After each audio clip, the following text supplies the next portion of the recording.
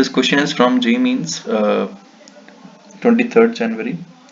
Shift 1 से question है cube of length 10 cm, mass 10 gram, floats on water, density 1000 SI units. ठीक है. It is pushed down and released to perform SHM. ठीक है. ये आपका यहाँ पे डायग्राम में क्यूब देख पा रहे हो. It is floating on water and it is having some values, that is length and mass and all are given. It is pushed down and released to perform an SHM. ठीक है. इसको नीचे की तरफ पुश करेंगे, तो जब इसको नीचे की तरफ पुश किया जाएगा तो डेफिनेटली कुछ distance x it will come down. ठीक है, पानी में आ जाएगा. तो डेफिनेटली इतना इतना पार्ट जो है इस क्यूब का, यहाँ पे अगर आप ध्यान से देखें, इतना इतना पार्ट जो है वो पानी में आ गया है. ठीक है, कितना वॉल्यूम आ गया है पानी में. अगर मैं इसका एरिया, इस पोर्शन का एरिया ए ले लूँ, तो जो वॉल्यूम इमर्स्ड होगा, ठीक है, जो पानी में चला गया है, that is how much area into x. ठीक है, ये एक इंफॉर्मेशन यहाँ पे इंपॉर्टेंट है. जो टाइम पीरियड है वो इस पर्टिकुलर वैल्यू के बराबर है. T is equal to how much, gamma pi times 10 to the power -2. आपको गामा का वैल्यू पूछा है, मतलब this is an integer based question, right. So यहाँ पे कॉन्सेप्ट क्या लगेगा, जब हम इस पर्टिकुलर क्यूब को इमर्स कर रहे हैं तो इसके ऊपर एक बाइंड फोर्स लगेगा. ठीक है, और ये बाइंड फोर्स जो होगा that will be responsible for this cube two perform SHM. ठीक है, ये बाइंड फोर्स ही इसको SHM करवाएगा. ठीक है, तो बाइंड फोर्स जो होगा, ये buoyant force according to Archimedes principle will definitely be equal to how much, definitely be equal to the mass, that is m dash into g. What is m dash here? m dash is the immersed mass, वो मास जो इस पानी में डूबा हुआ है. ठीक है, जब इसको डुबाया गया तो कितना मास अंदर गया वो. ठीक है, तो m dash into g, इस m dash की वैल्यू इस वॉल्यूम इंटू डिस्टेंस से मल्टीप्लाई कर देंगे. ठीक है, तो आप यहाँ से बाइंड फोर्स की वैल्यू निकाल लेंगे, that is equal to mass is equal to density. Density is what, rho. M dash की वैल्यू डेंसिटी रो इनटू जो वॉल्यूम है that is A into X into G. ठीक है, ये बाइंड फोर्स है. अब ये बाइंड फोर्स जो है it is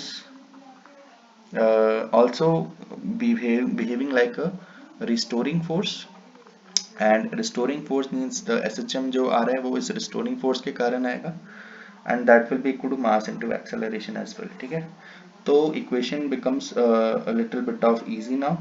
That is buoyant force is directly equal to what, mass into acceleration. Buoyant force comes out to be rho times ax into g times that is equal to mass into acceleration. So acceleration की value यहाँ से निकाल लीजिए, that will be rho ag divided by m, multiply कर लीजिए इसको x के साथ. x इसमें क्या है, जो डिस्टेंस है, डिस्प्लेसमेंट है. ठीक है, अब ये जो फैक्टर है, this factor is very important to understand. This factor is actually your omega square. ठीक है, जनरल इक्वेशन एक्सेलरेशन की we have read it, that is equal to omega square x. तो कंपैरिजन करेंगे तो ओमेगा स्क्वायर का value आपको निकल गया, that comes out to be how much, rho a g divided by m. ठीक है, अब ओमेगा स्क्वायर निकल गया तो टाइम पीरियड भी निकल जाएगा. ओमेगा स्क्वायर को मैं लिख सकता हूँ, that is 4 pi square divided by T square, and that is equal to what, rho ag divided by m.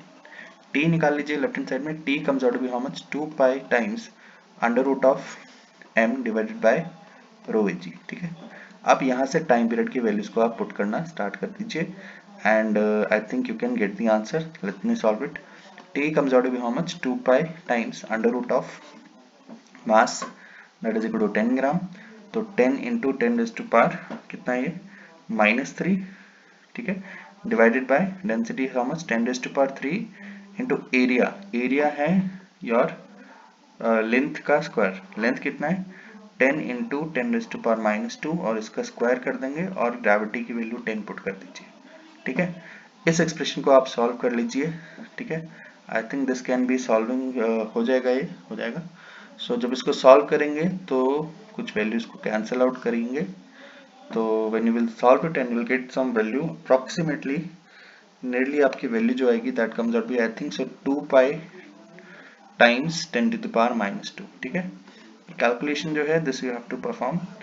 इस कैलकुलेशन को सॉल्व करेंगे तो t will be equal to 2 pi times 10 to the power -2. इसको compare कर दीजिए जो time period question में दिया हुआ है, तो गामा का वैल्यू निकल के आ रहा है कितना, this comes out to be 2. ठीक है, this is the right answer.